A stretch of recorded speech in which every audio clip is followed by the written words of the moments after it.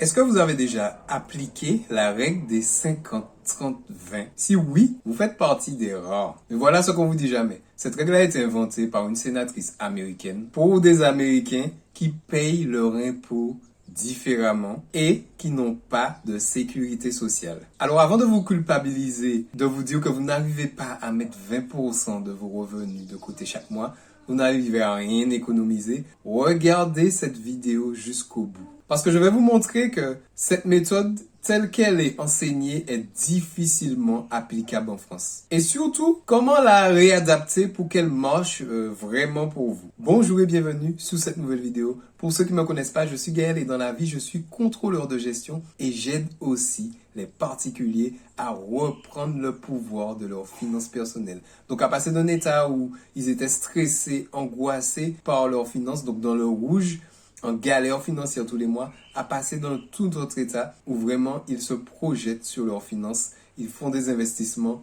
et ils partent en vacances sereinement. Vous trouverez dans la description de la vidéo l'ensemble des liens que j'utilise pour gérer mes finances et aussi pour investir mon argent. C'est la chose très importante, surtout à l'heure de l'inflation actuelle où actuellement on a de la guerre et vraiment c'est une chose qui est vraiment très importante pour pouvoir protéger votre capital, le mettre en sécurité. Passons tout de suite au sujet du jour. La méthode 50-30-20, c'est une règle budgétaire créée en 2005 par Elizabeth Warren, professeure à Harvard.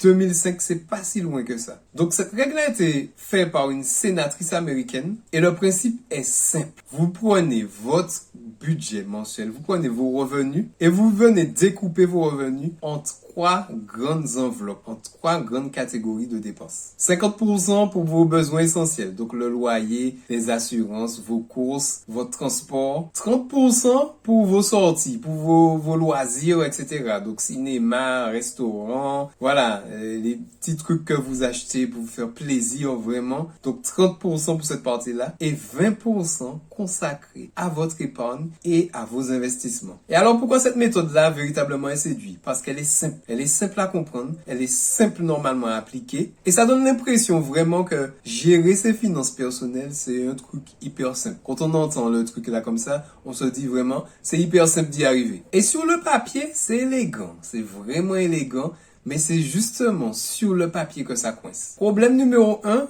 le logement. Donc prenons un exemple simple, vous gagnez 2000 € par mois. Si on doit appliquer cette règle-là, votre logement ne doit pas dépasser 50%. Donc 50% c'est la moitié. Vos dépenses de logement ne doivent pas dépasser 1000 €. Donc 1000 €, 1000 € c'est bien sûr pour vos besoins essentiels, c'est pas que pour le logement. Donc, quand on regarde, si on prend une ville par exemple comme Paris, où avec 600 €, 700 €, t'as peut-être juste un studio parfois, on voit bien que cette règle-là a de grandes limites.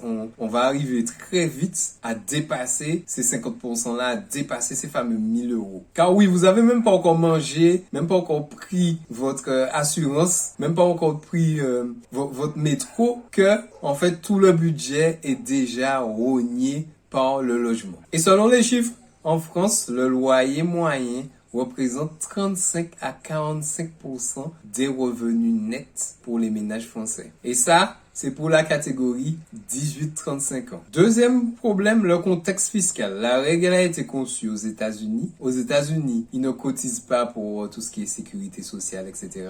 L'imposition est totalement différente. Donc, vous avez tout intérêt à épargner 20% de vos revenus car sinon, vous êtes sérieusement dans la merde. Alors qu'en France, on cotise déjà beaucoup sur tout ce qui est prestations sociales sur nos revenus. Donc du coup, il y a un gros décalage entre les deux pays. Mais je tiens à apporter quand même une nuance. Épargner, c'est quand même très important. Mais bon, les 20% en question, pour beaucoup de personnes, c'est très compliqué d'y arriver. Troisième problème que j'ai identifié, le taux d'épargne des Français. Le taux d'épargne des Français se situe, selon les chiffres de l'INSEE, se situe autour des 17%. Donc là, déjà, on est déjà en dessous des 20%. Alors, mais la nuance qu'il faut apporter ici, c'est que dans ces 17%, ça prend en compte le remboursement des emprunts. Si on enlève ça, le taux d'épargne financier des Français chute à environ 6%. Et ça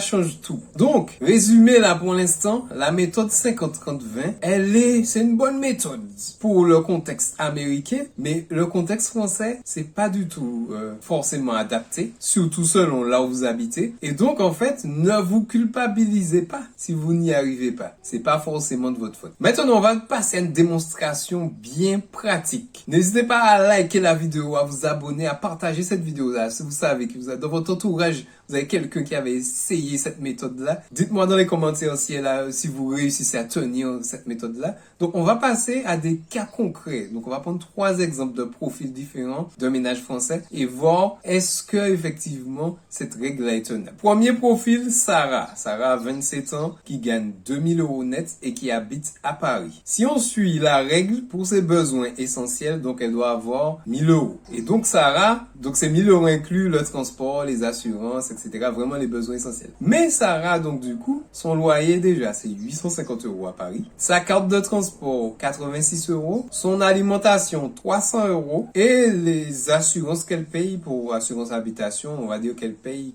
80 €. Donc là, on retombe déjà à un montant qui est beaucoup plus élevé que les 1000 € que l'on devait respecter la règle. On tombe déjà à 1300 € environ. Donc là, on est déjà à 65% de ses revenus qui passent juste pour ses besoins essentiels. Donc, on passe maintenant aux envies, aux loisirs. Donc, selon la règle, 30% doit être alloué à ce poste-là. Les envies, les besoins de décompresser. Et en fait, quand on regarde sur Sarah, même si elle module à la baisse ce poste-là, ben du coup, si on part sur du 25%, ça lui fait 494 € pour ce poste-là. Donc, pour ses loisirs, etc., restaurants, se faire plaisir. Et donc, il va rester environ 10% de disponible pour épargner. Et donc, dans cet exemple précis, pour Sarah qui vit à Paris, prendre en compte 50% de ses besoins essentiels uniquement pour se loger, etc., tout ça, ben, structurellement, c'est pas possible de l'atteindre facilement à Paris, sauf si tu as le bon filon avec un appartement à 500 €. Mais là, dans l'immédiat, bon, c'est très compliqué avec les prix du marché. Donc, on peut pas en vouloir à Sarah, elle n'y est pour rien. Structurellement, là où elle habite et tout. Voilà, quoi. Mais elle peut peut-être déménager, peut-être aller vivre un peu plus loin, mais bon, il y a des solutions. Mais en tout cas, dans l'immédiat, là, si elle reste dans son environnement, ça reste très compliqué. Passons maintenant au deuxième profil. Profil suivant, donc Thomas, 34 ans, 3400 € de revenus nets et habite à Lyon. Donc, si on suit la règle, il devrait mettre de côté 1600 € pour ses besoins essentiels. Et Thomas, lui, du coup, pour son logement, il a 800 € qu'il paye en loyer, 500 € pour l'alimentation, et puis 200 € pour les assurances et quelques charges diverses. Thomas, dans cet exemple, a un total de besoins, pour ses besoins essentiels, un total de 1500 €. Alors que la règle disait 1600. Donc, quand on passe au poste suivant, à ses besoins, loisirs, etc., en vie, qui normalement doit être 30%, si on suit la règle, cela ferait 900 €. Donc, on voit que dans le budget de Thomas, rajouter 900 €, c'est largement faisable. Et quand on voit aussi pour le reste du taux d'épargne, pour Thomas, dans le cas de Thomas, on voit bien que la règle aussi est respectée. Il arrive même à avoir un peu plus que les 20%. Donc, on voit bien que en fonction du salaire, du niveau de salaire auquel on est, en fonction parfois même de la ville et tout, cette règle-là est applicable dans ce cas-là. Sinon, ben, voilà. Donc, on comprend vraiment dans cette règle-là les enjeux principaux. La partie logement, alimentation, c'est des postes essentiels à bien gérer. Passons au dernier profil, puisqu'il faut que ça parle à tout le monde. Donc, on va prendre un profil avec enfant. On va prendre le profil de Marie, 41 ans, qui habite Toulouse, qui gagne 2600 € net, mais qui a 2 enfants. Sur la partie loyer et charges, elle devrait être à 1300 € si on suit la règle. Rien que pour son loyer, elle est à 750 €. L'alimentation, on va dire que l'alimentation lui coûte 600 € puisqu'elle a 2 enfants, donc voilà, il y a plus de dépenses alimentaires. Elle a des gardes d'enfants, puisque oui, les enfants sont au bas âge, donc on va dire qu'elle a 350 € de garde d'enfants, et ses frais de transport plus assurance lui font 300 €. Donc le total des besoins là, dans ce cas-là, et tout, est déjà de 77%. 77% qui partent dans les besoins essentiels. Donc on voit bien que derrière, ce type de profil-là, quand il voudra mettre des dépenses sur loisirs pour les des envies, pour faire plaisir aux enfants, le budget est déjà restreint. Donc, tout ce qui est loisirs, dans notre cas, il reste 300 €. Et bon, du coup, pour l'épargne, il va rester encore 300 €. Mais quand on regarde bien, cette règle-là, avec une famille et des enfants, c'est difficilement atteignable. Surtout dans le cas de Marie qui est mère célibataire avec 2 enfants. Elle fait de son mieux, mais elle peut pas appliquer la règle en tant que telle. Et voilà exactement pourquoi cette règle génère de la frustration plutôt que de la motivation. Passons tout de suite à une autre règle un peu plus adaptée au système français. Je partirais plutôt, moi, sur du 60-20-20. Donc, 60% pour ses besoins essentiels, et là, on arrête de culpabiliser. 60%, on est déjà monté très haut, et là, l'idée, c'est de bien gérer tout ce qui est logement, alimentation. Et là, à partir de là, ça permet de respirer pour le reste des besoins essentiels. Et ensuite, 20% pour tout ce qui est loisirs. Les loisirs, c'est souvent mis de côté parce qu'on se dit qu'on veut aller vite, on veut épargner fort, etc.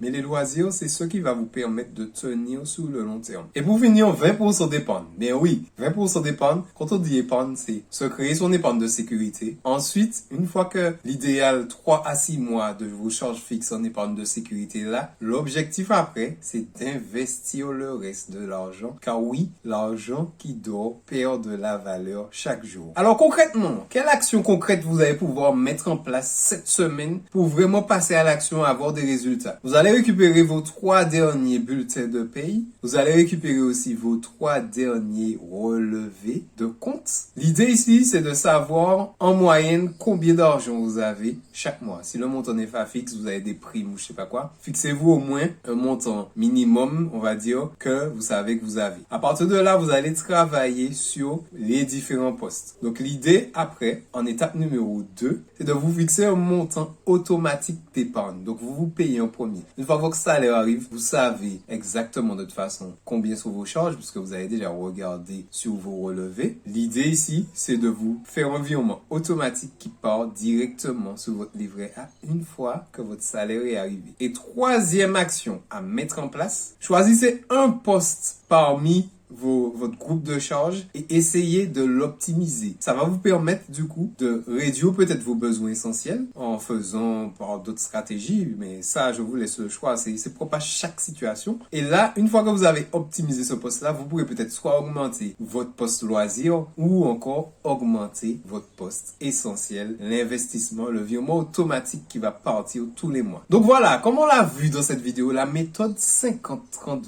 n'est pas une méthode de baguette magique. La vraie question n'est pas est-ce que vous êtes dans les pourcentages de 50% de vos besoins essentiels, 30% loisirs et 20% épargne. La vraie question est à quel point vous arrivez à vous améliorer, à améliorer votre gestion financière. Donc, vous êtes à 70% de besoins essentiels et là, bien travailler chaque gros poste de dépense pour que derrière, vous redescendez à 60% et vous puissiez investir le reste de l'argent ou prendre cet argent même pour vous faire plaisir et partir en vacances. Alors, si cette vidéo vous a vraiment permis de y voir plus clair sur comment gérer vos finances, n'hésitez pas à la liker, à me laisser un j'aime, à vous abonner à cette page parce que je publie chaque semaine du contenu concret comme ça qui peut vous faire passer à l'action et gérer de manière plus efficace vos finances. Et dites-moi en commentaire où vous en étiez par rapport à vos finances avant de regarder cette vidéo. Je lis tous les commentaires et je réponds à chacun d'entre eux. Et surtout, n'oubliez pas que quoi qu'il arrive, quoi que vous fassiez, l'effet cumulé de vos actions jouera avec vous ou contre vous. C'était Gaël. On se voit dans une prochaine vidéo. Bonne semaine et bon dimanche les amis. À très bientôt.